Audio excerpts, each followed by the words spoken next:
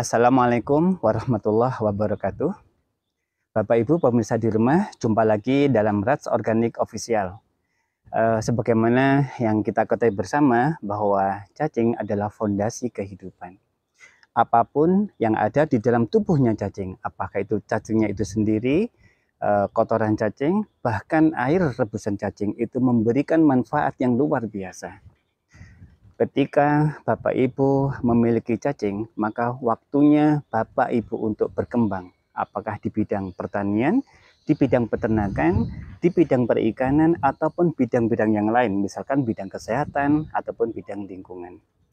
Bapak Ibu, kita akan buatkan konten aplikasi cacing di bidang perikanan, di mana cacing kita manfaatkan sebagai pakan utama untuk budidaya lobster air laut. Mari kita saksikan bersama.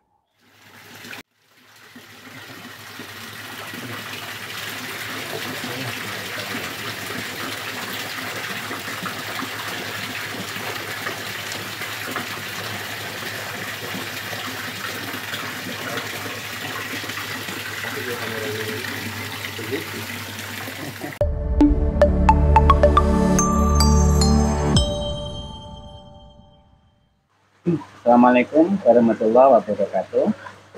Bapak Ibu pemirsa di rumah, jumpa lagi dalam Rats Organik Official. Untuk video kita kali ini kita akan berbincang-bincang bersama Mas Agus. Ini beliau adalah pakar kita dalam pengembangan budidaya lobster air laut ya. Saat ini kita ada di lokasi Adi Lobster Farm, tempat budidaya lobster air laut di Kota Malang, gitu ya. Bapak Ibu, untuk menyingkat waktu, kita langsung saja berdiskusi dengan Mas Agus. Oke, assalamualaikum Mas Agus. Waalaikumsalam Pak Adam. Memang ini mungkin di pertanyaan yang paling mendasar ya, yaitu kenapa kita harus lobster air laut ya. Sedangkan sebenarnya kan yang kita dapatkan informasi dari teman-teman ada lobster air tawar, betul. Bahkan juga ada sidat, ada rajungan. Nah, mungkin Mas Agus bisa memberikan masukan kepada kita ya, kenapa kok penting kita budidaya lobster air laut? Betul. Ya. Baik, selamat siang Bapak Ibu. Jadi begini Pak Adam, lobster air laut ini menjadi pilihan bisnis yang bagus karena pertama sisi harga. Kalau dibandingkan dengan lobster tawar, lobster air laut bisa sampai 3-4 kali dari harga lobster air tawar. Bahkan bisa sampai 10 kali dari lobster air tawar. Ini yang sama dengan waktu, dengan relatif waktu yang hampir sama, ini akan menjadi nilai lebihnya. Orang mengenal laut ini juga hampir sama. Jadi kalau orang mengenal lobster air laut itu cenderung sesuatu hewan yang mahal dan tidak terjangkau karena memang harus diakui stoknya tidak stabil karena alam. Karena faktor alam. Ketika ombak tinggi, maka nelayan tidak bisa ke laut, akhirnya tidak bisa membawa hasil lobster hingga stoknya kosong. Contoh dalam 1 tahun 12 bulan itu kita tahun ini saja di beberapa tempat bulan Januari sudah mulai ombaknya tinggi, sudah tinggi. Contoh kemarin kita tanya rekan kami di Cilacap, mereka sudah tidak ada produksi, tidak ada tangkapan sampai sekitar bulan Agustus. Berarti selama Januari, Februari, Maret, sampai 8 bulan itu off, tidak ada nelayan yang melaut dan tidak ada lobster yang dapat. Bagaimana nasib dari warung-warung lobster ini? Mereka kan perlu, mereka butuh. Itu hanya untuk skala lokal, belum yang ekspor. Contoh, nah akhirnya ini yang membuat kami berpikir harus ada cara budidaya lobster laut yang tidak tergantung pada alam. Kita tidak bisa lagi menggantungkan 100% pada tangkapan alam. Maka kami coba untuk meneliti, melakukan percobaan, kemudian menerapkan apa yang kami teliti dalam bentuk lobster di darat. Alhamdulillah sampai saat ini kami sudah berjalan dan sudah beberapa kali panen dan ternyata bisa dikatakan berhasil untuk berlanjut. Di darat itu apa? Kolam apa? Kolam di darat ini yang kami kembangkan adalah kolam terpal. Kolam terpal. Kalau kita mengembangkan pola-pola kayak apa, keramba atau mungkin pola yang lain kayak apa itu? Yang fiber. Apa itu bedanya antara jadi begini, Pak. Kalau kolam keramba pasti harus ada di laut. Maka yang bisa adalah hanya orang-orang yang di sekitar laut.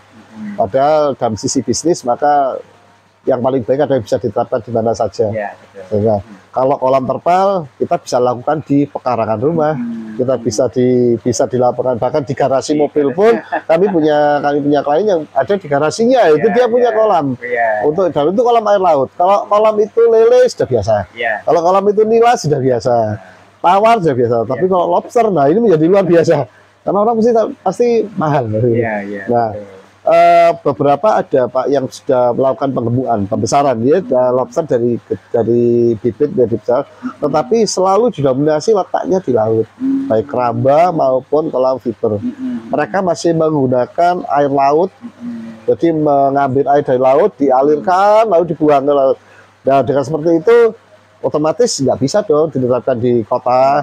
Nah, kita coba kalau ada urban farming, maka ini perikanannya yang dibawa ke urban, lobsternya yang dibawa ke kota. Nah, alhamdulillah setelah beberapa lama kita penelitian dan berburu pada yang lebih senior, akhirnya kita bisa, rasanya saat ini hanya kami yang berhasil mengembangkan di kolam terpal. Ya tentu tidak semudah kolam terpal, seperti budidaya lobster, pasti ada beberapa hal yang sistem yang harus diikuti yang sudah kami buat seperti itu. Kalau keunggulan kolam terpal sendiri, Mas Agus mungkin bisa lebih dijelaskan apa keunggulan kolam pertama terpal, kolam terpal ini murah. Dari sisi kos pasti dibandingkan dengan keramba, dibandingkan dengan apa namanya fiber, pasti dia lebih murah. Kedua, built-in bisa dibawa kemana-mana, bisa bongkar pasang, dan bisa dilakukan di mana-mana seperti saya sampaikan tadi. Dan yang keempat adalah kalau kolam sebenarnya bukan kolam tapi sistem yang kami ciptakan itu kita bisa mempercepat namanya merekayasa ya pertumbuhan dari lobster ini sesuai dengan target. Contoh, kalau kita di karamba, maka kita tidak bisa campur tangan pertumbuhan mereka. Kita tidak bisa dong memberi makanan yang dalam bentuk mineral atau memberi hormon ke mereka, karena pasti akan larut dengan air laut. Tapi kalau di kolam terpal, kolam bundar, ini semuanya kan terkontrol, Pak. Airnya terkontrol. Kita mau injeksi hormon bisa, kita mau masukkan mikroba apa bisa, sehingga kita bisa rekayasa mereka menjadi lebih cepat, besar. Contoh di alam itu untuk mencapai usia tertentu, untuk mencapai berat tertentu membutuhkan waktu 1 tahun. Bisa mencapai angka 200 gram. Kenapa? Karena lobster ini hanya akan tumbuh ketika dia molting. Dia ganti kulit seperti lobster air tawar, seperti kepiting dia ganti kulit. Ketika dia ganti kulit, maka dia akan modot bahasa Jawanya, tumbuh jadi menjadi lebih besar. Nah, kalau di alam dia hanya 2 kali. Karena molting ini lebih banyak disebabkan stres. Ada ketika musim dari panas berubah menjadi musim hujan, mereka stres, maka mereka molting. Begitu juga ketika musim menjadi panas, dia stres lagi. Tetapi kalau di kolam yang kami buat, nah ini kita bisa buat mereka stres berkali-kali. Setiap bulan kita buat stres, nggak berdosa, ini bisnis banget. Jadi mereka kami pindah dari satu kolam ke kolam yang lain. Dan mereka pindah kolam itu sudah stres. Akhirnya mereka molting, tumbuh, Pak. Kita kasih makan, kita kasih 1 bulan lagi, kita pindah lagi ke kolam berikutnya, tumbuh lagi, dia ganti kulit lagi. Dengan begitu menjadi lebih cepat, sehingga secara bisnis ini akan menjadi sangat menguntungkan begitu. Oke, terus itu tadi salah satu keunggulan dalam kolam terpal ya. Mas Agus, tingkat kematian gimana? Mungkin Mas Agus bisa ada kayak sistemnya atau teknologinya gitu yang bisa meminimalisasi tingkat risiko atau keunggulan yang lain lah dengan teknologi yang mungkin kita ciri khas kita lah, mungkin begitu ya. Ya, jadi begini Pak Adam, air laut yang kita gunakan di kolam terpal ini itu 1 kali kita mengambil air laut itu bisa digunakan untuk 1 tahun. Bisa digunakan untuk 1 tahun dengan cara di maintenance, airnya di maintenance. Air laut ini kan mengandung mineral, mengandung apa namanya plankton, ada mikroba-mikroba laut. Nah itu yang semakin lama mineral ini semakin akan semakin habis. Akan semakin habis karena dikonsumsi oleh si lobster. Lobster menyerap mineralnya sehingga akan habis. Nah kalau air laut itu tidak diganti, maka lobster mati. Kekurangan ya karena kekurangan mineral itu. Maka kami dengan tim menciptakan satu peneliti, melakukan penelitian dan lain-lain tentang mineral itu, tentang mineral apa yang dibutuhkan oleh lobster. Ada lab sendiri yang memproses itu sehingga kami punya satu mineral yang kalau itu diberikan itu bisa untuk memenuhi kebutuhan lobster selama seperti di laut, sama seperti di laut. Mungkin tidak sama persis tapi sama di laut. Sehingga tanpa mengganti air laut setiap bulan, logikanya 1 bulan ini biasanya habis Pak lobster. Air laut datang awal 1 bulan mungkin mineral sudah habis. Nah itu kita injek lagi dengan mineral kami. Mineral kami dengan begitu dia tumbuh lagi, bisa airnya seperti diperbarui. Seperti diperbarui. Lalu 1 bulan lagi dengan begitu kami tidak menggantungkan, maka tidak menggantungkan semua ke laut. Tidak harus di laut, di tengah pun bisa asalkan ada mineralnya itu tadi. Nah, kuncinya di situ Madam. Kadang-kadang ada beberapa pemirsa yang salah mengerti. Dari konten kita sebelumnya mereka datang ke sini minta izin untuk mengunjungi. Oke, kita kemudian mereka melihat, mereka bertanya, mereka melihat, kita jelaskan. Setelah itu tanpa seizin kita mereka meniru gitu kan, karena oh gampang kok, ternyata nanti sistemnya gampang, mereka bisa. Oke, kesalahannya adalah mereka tidak memahami mineralnya Pak Adam, sehingga dia beli air laut coba 1-2 bulan mati. Baru lapor kita, Pak saya nyoba sendiri kok mati. Nah karena kamu nyoba sendiri, harusnya konsultasikan dengan kami sehingga kami bisa bantu, kami bisa awasi. Toh kami tidak mengenakan cas untuk itu gitu loh. Iya, kita sama-sama. Kenapa? Karena kami juga butuh peternak, Madam. Semakin banyak peternak itu bukan kompetitor, tapi harganya akan menjadi semakin tinggi. Semakin baik. Jadi begini, kalau bisnis lain mungkin dengan adanya petani semakin banyak pesaing, muncul peternak lain, harganya akan kacau. Karena mereka kan tidak ada manajemennya, Pak. Mereka semua berjualan seenaknya sendiri. Nah, kalau dengan kami itu ada rule-nya. Yang jelas mereka pasti akan terpantau. Dan ketika kami mempunyai banyak nelayan, banyak peternak, maka stok kami besar, harga yang dijual itu menjadi lebih tinggi. Kenapa? Restoran akan membeli harga mahal kalau continue. Ada stok yang reguler. Jadi kalau ada satu peternak jual sendiri ya mungkin harganya murah, mungkin di harga 400 ya sudah murah, 300-400 dibeli, karena kamu besok belum tentu ada. Tapi kalau kita bisa MOU dengan restorannya, kamu akan kita stok selama sepanjang tahun dengan harga tinggi, mereka akan beli. Karena pada dasarnya restoran-restoran itu kan tidak rewel ke harga Pak Adam. Kenapa? Orang yang datang untuk membeli lobster dalam image kepala sudah tahu ini barang yang mahal. Maka ketika dia dikenakan harga mahal, ya mereka nggak akan protes. Nggak jarang sekali orang tanya, kalau lobster ini berapa harganya per kilo, nggak ada. Mereka ya datang makan. Sehingga kalaupun kita naikkan harga di jualnya kita ke restoran, restoran ya akan menaikkan kembali harga jualnya. Sehingga itu nggak jadi masalah. Enaknya bisnis lobster ini, dia untuk harga mereka tidak terlalu belum lagi kebutuhan lokal Pak. Contoh di Kota Malang. Kota Malang ini kebutuhan satu ada, kita punya customer satu depot lobster. Kelasnya depot ya Pak, belum restoran.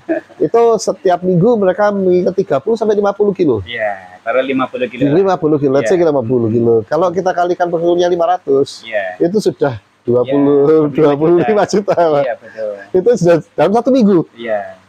Dia kan pasti buka terus Pak, nggak mungkin 1 minggu buka atau tunggu dalam 4 bulan sudah 1 juta. Itu hanya dari satu titik Pak, dari satu. Bayangkan pada betapa besarnya potensi kebutuhan orang terhadap lobster air laut. Di Kota Malang ada lebih dari 40 gerai lobster laut. Dan mereka kalau seperti saat ini, ya nggak jualan Pak. Tulisannya low seafood, tapi nggak ada lobsternya. Nah, karena itu. Nah itu yang kita akan pacu.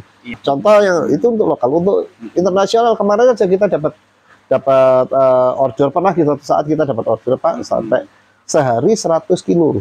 100 kilo itu sangat kecil Pak Dan. Karena orang dari nelayan kalau bawa pulang bisa 1 ton, gitu kan. Kalau totalnya, tetapi yang mereka tidak bisa adalah nelayan di mana setiap hari. Nah kalau ombak tinggi bagaimana? 100 kilo setiap hari dikirim ke Cina. Kok cuma iya, tapi mereka minta 100 setiap hari. Nah ini nggak bisa. Nah dengan konsep terpal, lalu kita banyak mitra, banyak ini, itu akan bisa tercapai. Sehingga kita bisa ekspor, harga pasti akan lebih tinggi. Untuk harga contoh itu kalau kita ngomong masalah lobster pasir, belum kita bicara lobster mutiara. Lobster mutiara untuk per ekor itu bobot 1 kilo itu sudah 1,6 juta Pak. 1,6 juta. Jadi kalau kita bila ngomong masalah uangnya ini, kita buka rahasia sedikit. Satu kolam D3 misalkan. Satu kolam D3. Ini kapasitasnya katakan 20 kilo untuk bibit. 20 kilo bibitnya. Ya, ini kalau guru saya ngajari hanya 10 sampai 15 kilo Pak Dan. Tapi yang namanya murid kadang-kadang kan ya gablek. Kita 20, kalau bisa 20 kenapa harus ini? 20 kilo. Lalu dia akan panen di usia di bobot 50 kilo Pak Dan. Bobot 50. Ya, 20 kilo ini bibit katakanlah harga 300.000. Bibit berbagai macam, ada yang 300, 400, 500 tergantung size. Bibit yang kecil, size mungkin di bawah 50, di bawah 100, 50 itu mungkin lebih murah. Nanti yang 100, nah bibit, let's say katakanlah 300.000. Kali kalau kapasitas bibit 20 berarti tercapai 6 juta. 6 juta. Panen nanti di angka 50 kilo. 50 kilo dengan harga jual katakanlah harga jual macam-macam Pak Dan.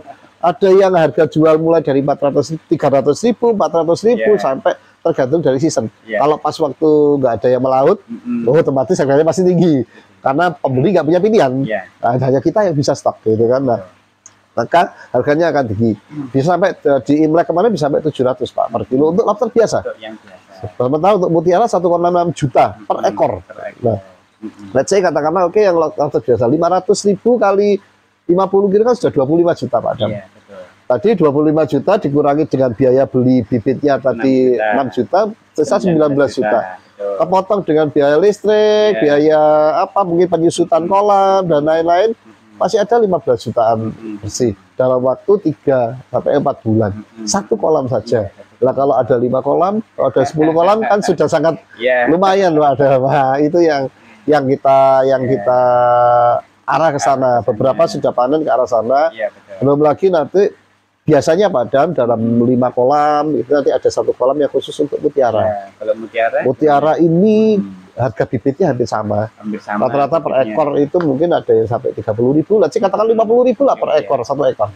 Tapi lobster mutiara ini berbeda dengan lobster yang lain. Dia harganya menjadi sangat tinggi ketika bobotnya mencapai 8 on sampai 1 kilo. Nah, sangat ke atas. Untuk sekarang 1 kilo itu sudah 1,6 juta. Itu dipelihara dalam waktu 1 tahun. Jadi kalau kita beli ini 50.000 1 ekor, lalu kita pelihara sampai 1 tahun, dia 1,6 juta. Dalam terpal D3 ini kita isi 100 ekor saja. Karena kalau biasa normalnya ke 200 ekor Pak Dan. Karena masing-masing kita kasih 100 ekor saja. Sudah 160 juta Pak Dan untuk mutiara. Tapi tentu tidak mendapatkan lobster mutiaranya tidak mudah. Maka biasanya kalau ada punya banyak kolam, 5 kolam, 1 kolam untuk mutiara, yang lain supaya untuk yang 4 bulan panen, 4 bulan panen. Yang mutiara ini benar-benar untuk gongnya. Karena itu baru itu bersih bisa sampai 120 130 kilo juta per kolam. Jadi kalau untuk yang kecil-kecil ya untuk makannya, untuk biaya ini sudah itu pun profitnya juga masih 15 juta per kolam kan lumayan. Ya kalau gongnya nanti di lobster mutiara. Jadi ini menjadi sangat menarik. Ini juga tidak mudah diduplikasi Pak Dan. Tidak mudah dalam artian bisa orang modifikasi. Pertanyaannya adalah kalau dia paham kuncinya, kalau dia dapat mineralnya. Nah kita melakukan meneliti mineral itu kan bertahun-tahun ada nggak mudah. Nah yang kedua, kunci yang kedua adalah terletak di pakan. Gimana tentang pakan? Jadi kalau lobster di terpal, di kolam terpal ini bisa dilakukan di kota karena pakannya tersedia di kota. Kalau bagi teman-teman yang membuat karamba di laut, makannya mereka ikan luncah, ada kerang, ada. Kalau di kota nggak ada ikan runcah, di kota nggak ada kerang, ada harganya mahal, tentu tidak akan masuk dalam hitungan visibility. Maka yang kami kembangkan adalah kunci kedua ada di cacing tanah. Pakannya cacing tanah. Kalau tanpa cacing tanah sebaiknya tidak, karena mereka pasti akan gagal. Kenapa kok cacing tanah? Cacing ini digemari oleh semua jenis perikanan apapun, nggak ada namanya ikan nolak cacing, nggak ada, ikan alergi cacing nggak ada, termasuk lobster. Walaupun lobster ini di laut tidak makan cacing, tetapi ketika kita sudah masuk ke kota, kita treatment sendiri, ada cara sendiri, mereka jadi doyan makan cacing. Cacing ini proteinnya paling tinggi, 76%, ya, dibandingkan dengan yang lain. Sehingga dengan cacing, mereka harus cepat untuk gemuk. Sudah ditaruh di kolam yang lingkungannya terkontrol, bisa kita rekayasa, kita bisa paksa mereka untuk molting, makanannya kita beri tinggi, kalsium tinggi, ya pasti mereka tumbuhnya lebih cepat. Nah, kelebihan yang kedua adalah cacing ini menjadi murah. Karena gratis ya, karena kita bisa budidaya sendiri, kan sangat mudah, ada ahlinya cacing, budidaya cacing sangat mudah, dan mereka cepat sekali berkembang biak, sehingga kita ternak cacing, begitu nanti sudah jadi tinggal kasih makan ke lobster, dengan begitu lobsternya gratis, makanannya gratis. Kalau orang lain mungkin yang bukan tim, itu bingung cari makannya di mana. Kalau kita enggak, sudah cacing itu sudah bisa mensupport. Jadi di kolam ini Pak Dan, di farm lobster ini 100%, bisa 99,9% itu adalah cacing. Yang 1% itu cemilan, ada kerang, kita kalau melihat mereka nafsu makannya kok rodok bosen, sisa makannya agak banyak, kita ganti kerang. Hanya sebenarnya cemilan itu seminggu sekali, itu pun tidak harus, artinya hanya sebagai supaya mereka kangen dengan rasa makanan laut. Tapi utamanya adalah cacing, 100% cacing. Gitu. Baik, Bapak Ibu pemirsa, ini tadi Mas Agus sudah menjelaskan cukup banyak hal berkenaan dengan budidaya lobster air laut. Jadi sangat menarik bagi pemirsa. Pertama, tadi disampaikan bahwa lobster air laut itu penting untuk kita miliki atau kita budidayakan karena harganya mahal. Kemudian stoknya tidak ada. Nanti balik ke alam, wah itu nggak akan jalan lagi bisnisnya, sehingga kita mulai budidayakan.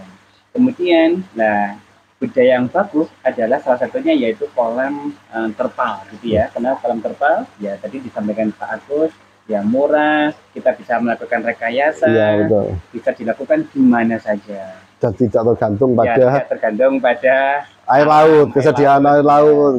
Kemudian yang lain misalnya, insya Allah memang kita akan kembangkan atau melakukan program kemitraan dengan role yang sudah kita sepakati bersama, supaya bisnisnya ini bisa berjalan dengan teratur. Kemudian Mas Agus bersama dengan timnya sudah menyiapkan mineralnya yang menjadi kunci yang benar-benar menjadi sangat vital untuk memastikan bahwa budidaya lobster air laut ini akan berhasil. Tanpa itu tidak bisa Pak Dam. Jadi ini sekedar untuk mengingatkan, karena banyak yang datang ke sini sejak awal konten kita yang pertama itu banyak yang datang, kemudian mereka melakukan duplikasi tanpa konfirmasi ke kita, akhirnya gagal. Mending jangan. Kita bisa inform bahwa itu tetap butuh mineral laut yang memang sudah ada standarnya begitu. Jadi kalau tanpa itu, kadang karena memang harganya mahal, mereka nggak mau ngambil itu, akhirnya jatuh Pak. Gitu. Tapi kalau mereka ngambil itu, insya Allah kebutuhannya terpenuhi gitu. Oke, dan kunci yang terakhir adalah berkenaan dengan pakan. Ya, tadi Mas Agus sudah menyampaikan ke kita semua. Di kolam beliau, kolam terpal ini hampir 100% ya, itu menggunakan cacing sebagai pakan utama untuk lobster air laut. Dan kabar gembiranya, cacing bisa dibudidayakan, sehingga biaya pakan itu harusnya Rp0. Kalau kita ikan runcah kan harus beli terus Pak Adam, harus cari terus. Siput atau apapun harus ini. Nah kalau cacing kan gampang. Nanti kita tunjukkan sistem raknya kita, dengan mudah kita bisa bisa ya, baik, Bapak Ibu pemirsa, ini tadi penjelasan singkat berkenaan dengan lobster air laut. Akan lebih jelasnya kita langsung menuju ke lapangan. Mari kita guys.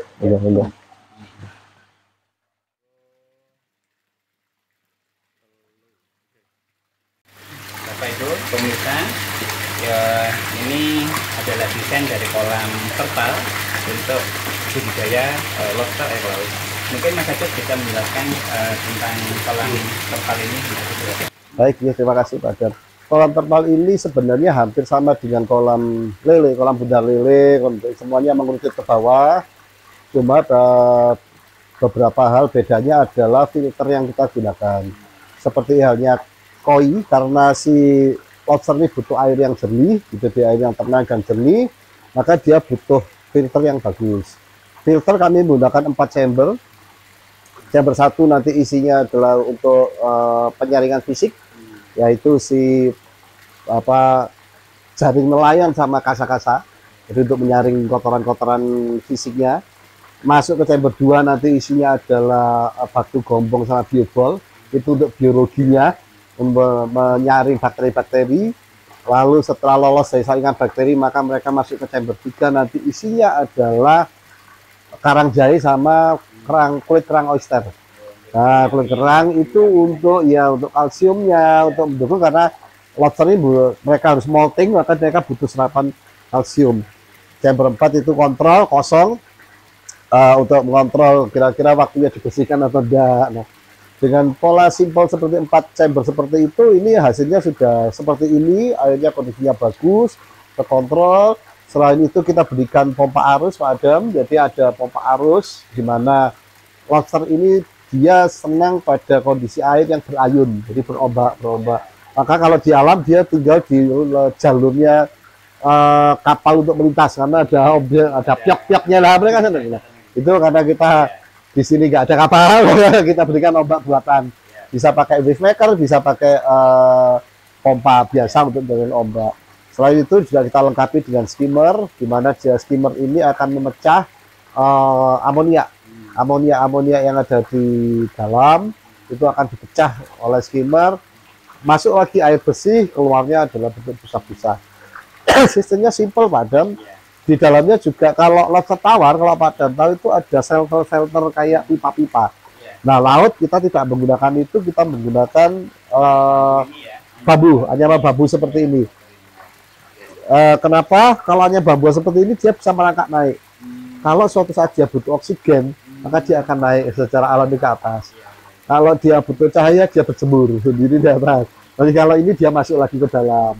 Nah, di kolam ini juga kita berikan beberapa karang untuk kadang mereka ngerikiti, dengan kebiasaan alamnya mereka ngerikiti, kita berikan media karang untuk mereka kerikiti. Lainnya sama dengan yang lain, selain airnya air laut, sistemnya sebenarnya simpel.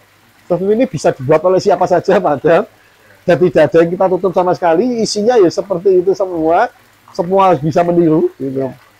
Asalkan tadi ada mineralnya itu tadi. Jadi mudah sekali, ini dibersihkan sehari 2 kali Pak Dan. Jadi dibersihkan, biasanya bersihkan pakai jaring. Hanya diambil kotoran-kotoran fisik yang besar-besar, karena kotoran yang lembut-lembut dia nanti akan masuk ke filter. Pola pemberian makan 2 kali, pagi sama sore menjelang malam. Pagi biasanya kita kasih makan jam 9, jam 8, jam 9. Sorenya nanti jam 4, jam 5. Diberikan makan. Setelah diberi makan, besoknya dibersihkan. Nah, dengan cara yang seperti itu saja, kondisi sudah sangat bagus. Jadi ini tidak terlalu rumit untuk mengendalikannya. Amonia yang dihasilkan tidak terlalu banyak seperti ikan, nah, sehingga lebih simpel. Sehingga peluang kematiannya juga kecil, begitu. Kalau selain kita dengan infrastruktur yang tadi ya, ada shelter, ada apa itu? Skimmer. Jadi ya. Kalau masalah dengan ini perlakuan di airnya sendiri, mungkin kondisi dari garamnya, kondisi pH-nya itu bagaimana? Jadi ada 3 hal Pak yang perlu diukur di dalam budaya lobster laut. Pertama adalah salinitas. Nanti ada alatnya, nanti kita sampaikan. Salinitasnya, jadi kandungan garamnya, ya, tingkat salinitinya. Idealnya untuk air laut yang digunakan untuk lobster ini berkisar antara 32 sampai 34. Itu kadar garamnya. Lalu ada juga pH, tingkat keasaman, pH asam basanya. Normalnya yang dibutuhkan oleh lobster di sini 7,8 sampai 8,2. Nah, itu nanti harus setiap hari harus dipantau. Lalu selain itu adalah keukur ketiga adalah alkalinity, jadi tingkat kestabilannya di air itu di angka 150 sampai 200. Nah, alat-alatnya mari kita tunjukkan. Jadi ini alatnya Pak, ini alat ukur pH. Alat ukur pH seperti ini, seperti saya katakan tadi, pH-nya antara 7,8 sampai 8,2. Terus ini adalah alkalinitas, syarat untuk ukur salinitas ada dua.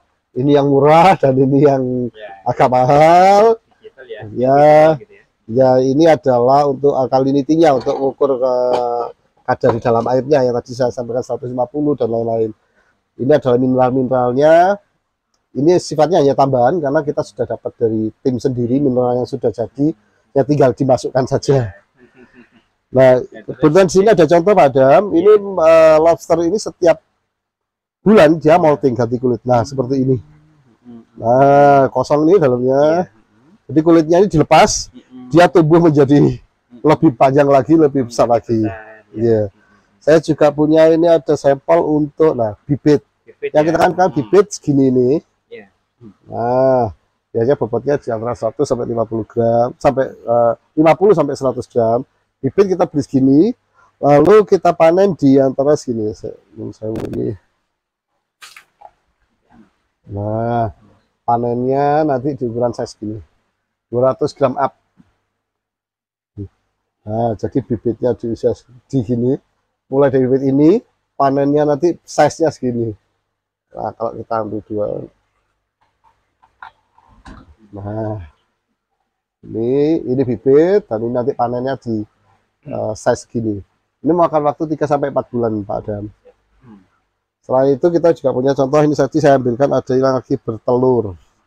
Nah, kadang-kadang mereka kawin sendiri bertelur. Ini satu ekor jenis batik, ini telurnya 500.000 Pak. Jadi dia bisa menghasilkan telur 500.000. Kalau untuk jenis mutiara bisa sampai 2 juta telur per ekor. Nah, telur ini kalau sudah menetas kemudian menjadi benur, harganya sangat mahal Pak. Dan jadi satu benur itu bisa 10.000. Padahal kalau itu ada 500.000 benur. Nah, gitu. Jadi mungkin itu. Oke. Terus kolam-kolam. Ini pakan. Wah, ya ini. Ini adalah kunci yang kedua tadi. Budidaya lobster tidak bisa lepas dari cacing. Dia dari dua hal Pak. Pertama mineral tadi, yang kedua cacing. Kami sudah coba Pak berbagai macam alternatif pakan yang lain, tidak bisa. Yang paling masuk akal, paling mudah dikembangkan adalah cacing. Mudah karena lihat seperti ini aja sudah 50 kilo ini Pak. Dengan sistem rang seperti ini cuma 1 kali 1 meter. Dengan saya bertingkat ini di dalamnya ini cacing semua Pak. Ini indukan. Nah, ini sudah 50 kilo. Dan cacing kita tahu sangat mudah untuk dikembangbiakkan. Nah, contoh ini ya. Ini kalau kita pakai ikan runca, maka biasanya harus disisii dulu, dibuang ususnya segala macam, dipotong-potong baru dikasih makan. Kalau cacing enggak, tinggal ini kita cuci, tinggal aja bersih, kita masukkan, sudah selesai. Simple dan mudah. Dan yang paling penting adalah harga pakannya 0. Karena ini adalah produksi sendiri, budidaya sendiri. Kuncinya itu tadi, dua. Saya minta 2 cacing. Nah, kolam ini Pak Adam, kita punya 5 kolam.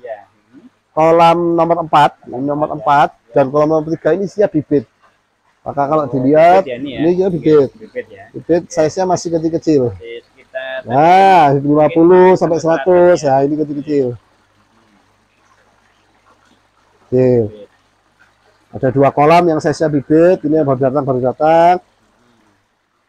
Dengan kolam nomor 5 ini, kolam ini isinya lobster yang gendong telur Pak Adam. Jadi kalau di laut tawar itu ada yang gendong telur, di laut juga gendong telur. Cuma jumlahnya di laut jauh lebih banyak. Satu ekor ini sampai 500.000 telur yang akan menetas dalam waktu 40 hari, maka jadi 500.000 lobster baru. Dan kolam untuk khusus yang gendong telur, ya. Gendong telur. Nanti ada kolam 1 dan kolam 2 ini lobster yang sudah siap untuk dipanen.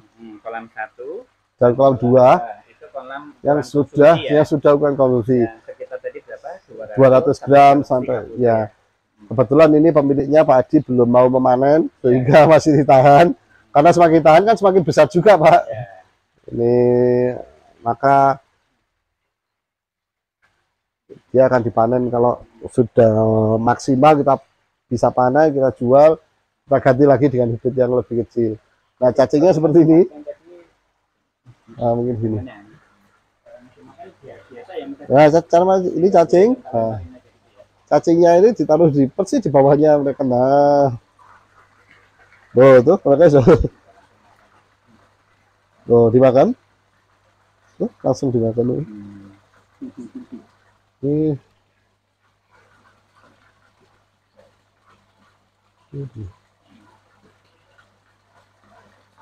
Tuh, Pak, langsung ini. Ini langsung, Mas. Coba ini.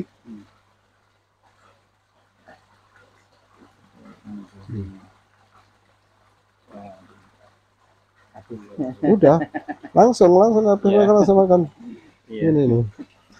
Padahal ini siang hari ya Mas Agus. Iya, harusnya bukan jadwalnya makan, tapi ya semakin banyak mereka makan cacing, proteinnya kan semakin tinggi, semakin pemiliknya semakin senang, Pak, karena cepat gede. Gitu. Nah, kalau pada berikan ikan puncak, belum tentu mereka seaktif ini, Pak. Nah, ini mereka pada keluar. Belum tentu mereka mau, karena cacing ini punya atraktan, dia baunya itu menarik untuk ikan, loh. Pada keluar semua mereka. Ini size bibit, ada masih bibit. Oh, mereka betul. Dengan cacing yang mencukupi, maka mereka tidak kanibal. Karena ini ada sifat kanibalnya, Pak. Kalau diberi makan ikan tunca dan lain, kanibalnya tinggi. Tapi kalau dengan cacing, karena proteinnya tinggi, tadi mereka sudah tercukupi. Nah, ini sampai keluar semua mereka. Padahal normalnya mereka tidur di jam tidurnya. Ya, cepat habis. Jadi dengan sumutnya diambil, dibawa pergi. Jadi gambaran kasarnya kalau kita ngomong masalah keuangannya tadi, untuk profitnya lah mungkin. Profitnya hitung-hitungan kasar, Pak. Bibit tadi di harga katakan 300 tadi 20 kolam 20 kilo per kolam, maka 6 juta. Dipanen dalam size 50 kilo itu harga 500 sudah 25 juta. Maka ada margin 19 juta per kolam. Dipotong dengan penyusutan, listrik dan biaya lain, ini bersih bisa sampai 15 juta Pak, setiap. Yang membuat besar adalah, yang membuat menguntungkan adalah karena pakannya tadi gratis. Kita budidaya sendiri, tidak tergantung ke pelet, tidak tergantung ke kerat, tidak ada. Kita kekuatannya justru itu, Pak, pada ini. Oke. Baik, tidak kita pasti. Demikian Bapak Ibu pemirsa di rumah yang bincang-bincang kita dengan Mas Agus ya. Jadi sudah disampaikan beliau banyak hal tentang bagaimana budidaya lobster air laut di kolam terpal. Oh, sangat luar biasa Bapak Ibu pemirsa ya. Dan ini jadi kabar gembira lah untuk kita semua. Sebetulnya kalau tadi disampaikan beliau, sebenarnya kita semua bisa ya Mas Agus yang melakukan ya. Walaupun kita di tengah kota, lahan sempit sekalipun. Kemarin saya barusan buatkan itu untuk Jakarta, Pak. Hanya satu kolam. Hanya satu kolam di sudut rumah. Di rumah, di garasi kolam, begitu ya. Ada yang kita di garasi, ada di rumah mereka bisa buat satu kolam. Nah, tapi kan kelihatan wah karena pelihara apa lobster laut. Ini benar-benar di luar kan jadi luar apa kita ya. Mainstreamnya kita dia gitu luar biasa bagus sekalian. Kemudian ya tadi disampaikan di akhir penutupan tadi bahwa memang salah satu kuncinya selain mineral adalah pakan cacing gitu ya. Memang betul ya? Iya Pak, dari kunci ya? Iya, jadi salah satu kunci, jadi kalau banyak calon peternak yang datang ke kami, mungkin kalau hampir 100 lebih Pak Dante datang, dan terpaksa kami tolak karena mereka tidak mau berbudidaya cacing. Ya mungkin mereka nggak paham, Ya. gitu kan. Padahal kan sebenarnya mudah. Tanpa cacing ini nggak bisa jalan. Jadi memang harus bending, dan saya tegaskan bahwa di sini hampir 100% itu adalah cacing. Banyak yang nggak percaya, mosok dikasih makan cacing saja bisa. Lah, tapi kenyataannya di lapangan kita yang tahu kan Pak, yang kita melakukan ya, secara teori semua gue silakan, tapi ya di lapangan itu benar-benar 100% cacing. Sehingga agak aneh kalau nggak mau melihara cacing, tapi mau melihara lobster. Lah, terus makanmu dari mana? Justru dia bisa tinggal di perkotaan, bisa pelihara di perkotaan karena makanannya tadi simple. Contoh yang penting kita tadi, cuma cacing, cuma lahan usia 1 meter kali 1 meter, sudah bisa untuk 50 kilo cacing, sudah menyimpan 50 kilo cacing. Nah, tapi kalau dia punya cacing, kemudian dia punya lobster, ya sudah lengkap. Ini menjadi tidak tergantung. Bayangkan kalau kita nila, lele, tergantung pelet, harga pelet naik, sudah rugi. Nah, kalau ini kan nggak ada, harga cacing naik, mau cacingnya sendiri. Nah, ini yang menjadi saya tertarik untuk fokus ke lobster karena tadi makannya sudah ada di tangan, misalnya begitu. Ya, itu ya Bapak Ibu pemirsa, dengan banyaknya kemudahan-kemudahan yang sudah disampaikan oleh Mas Agus tadi, mungkin patut untuk kita mencobanya begitu ya. Memang mudah, tapi Bapak Ibu juga tetap perlu belajar gitu ya, perlu belajar secara lebih langsung, praktek lapangan juga. Nah, bagi Bapak Ibu yang berminat untuk belajar tentang budidaya lobster air laut ini, mungkin bisa menghubungi ke nomor yang di bawah ini. Oke. Demikian Bapak Ibu pemirsa, bincang-bincang kita dengan Mas Agus. Semoga apa yang telah beliau sampaikan kepada kita semua itu menjadi hal yang sangat bermanfaat untuk kita. Insya Allah, amin. Terima kasih. Assalamualaikum warahmatullahi wabarakatuh. Waalaikumsalam warahmatullahi wabarakatuh.